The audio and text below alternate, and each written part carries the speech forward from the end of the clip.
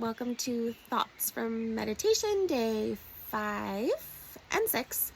For the past 2 days, I've been in my gardens and working on vegetable garden. We have a plot at our community garden this year. At home, I have this really huge woodlands edge garden that I've been slowly working on for a couple of years and really took to the next level. And that's all shade perennial. And then just in general, we have a lot of flowers and things to tend around the land. So that has been my meditative state for the past 2 days that I just had a chance to finally sit down and journal about. And I wanted to follow through on it and share what came up. So really what I've been reflecting on is this quote that I think that I made up that came to me literally when I was journaling in a similar practice 2 years ago, was if you want, make beautiful gardens. Look, I love going to botanical gardens. I love seeing the horticulture garden at the university nearby. I love going to the school community garden. And I really wanted that at my house, but I was telling myself this story that you only could have that if you had a lot of money for some reason. That was a story I was telling myself.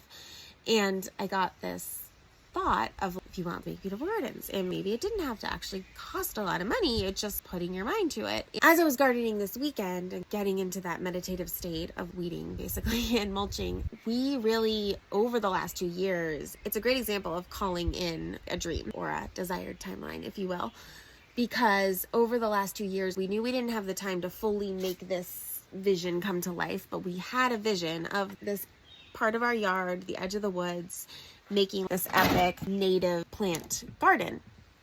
And what we did was at the end of every season, when perennials were super duper discounted at local greenhouses where we could get primarily native plants, we would get them when they were cheap, look completely dead. And we would plant those in one concentrated area that we knew would be the more established perennials. And then in the rest of the eventual of this canvas, we would spread perennial wildflower seed. And then every spring, slowly, I started to learn about what the different plants were and could weed around them and really tend it so that I knew what was what. And this is how I cultivated a gigantic black raspberry patch. We have blackberries on the edge of this garden. And just like, I've learned so much about all of those edible things, but also just like naturally occurring plants and flowers and what works here. So all of that's to say that slowly, by making those choices and always dumping rocks in the same spot, we had this fully equipped canvas that was full of wildflowers, established perennial, and all these rocks. And I'm gesturing over there because that's where it is. It's over there. It's kind of hard for you to see. It's like this whole island area. We also got perennials from the neighbors, which was really helpful. You can just see. So all of that. It's just to say that by making a decision 2 years ago, if you want beautiful gardens, make beautiful gardens, and sticking to that plan, sticking to that desired outcome. Maybe this sounds so simple, it's just following through the plan, but something about that mindset of micro decisions of people who have beautiful gardens without paying a ton of money to have someone do it for them. What do they do? And that continued action made this a reality. And my husband being equally as bought into the idea. That was the other thing that came up, was that I wrote about when I was journaling of the things I've been thinking about all weekend while I've been gardening. Someone else sharing your vision enhances that timeline. So when someone fully, heart completely in, shares a vision with you, no matter what it is, like you're wanting to call in, of course it's going to be so much more powerful. It helps anchor it so hard. And the more souls that anchor into fully believing in something and in committing to that outcome, of course it's going to glow brighter and come in even stronger and likely even faster. So that's definitely a key to bringing your desires, to calling in your goals, calling in your desired timeline. But it's also the secret to changing your timeline. You can think of it. It can illustrate both concepts, because just as quickly, if we don't like the trajectory that, say, your family culture is going, one person pulling away and acting different and breaking the change, breaking the pattern, others might follow that pattern breaking behavior, and that's how you can move a small collective onto a different timeline, a different trajectory. So using that example of shifting the culture of a family, if you're all soaring this way and one person breaks off and then you get another person to buy into this new way of being, suddenly you're all up on this other way of being, and that's how you can shift the behavior of the group.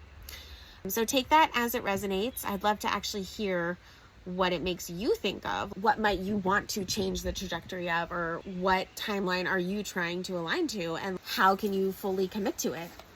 Because you can do it.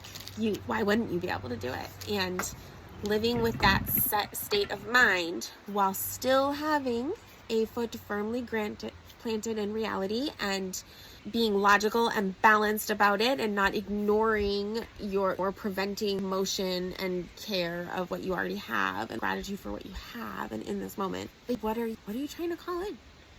What is there? No doubt you can do it. Just slowly start making the micro decisions and take the micro steps towards calling it in. And it will be here before you know it. And make sure you document the process so that you can look back and be like, hey, now I have proof of this. So now next time, I already know it's going to happen because I have proof, because I wrote it down.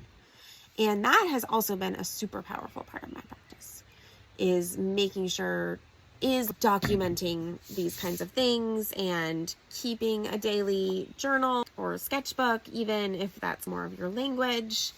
That has helped me so much to look back and be like, oh, what was going on for me 6 months ago? Or what was I trying to call in? What was I journaling about 6 months ago? And what's my reality look like now? And it's really cool to see how literal seeds, to go back to the garden example, literal seeds that we planted 2 months ago, sorry, not 2 months ago, 2 years ago, is fully anchored in now. And now it's true. This part of a desired reality I was calling in was like, I have beautiful gardens and sunlight streams into my home, and I did it. I have that. Oh, so now you celebrate. We did it. It wasn't impossible. It wasn't a ton of hard work, but it was something we were really working at, and it's really cool. We did it.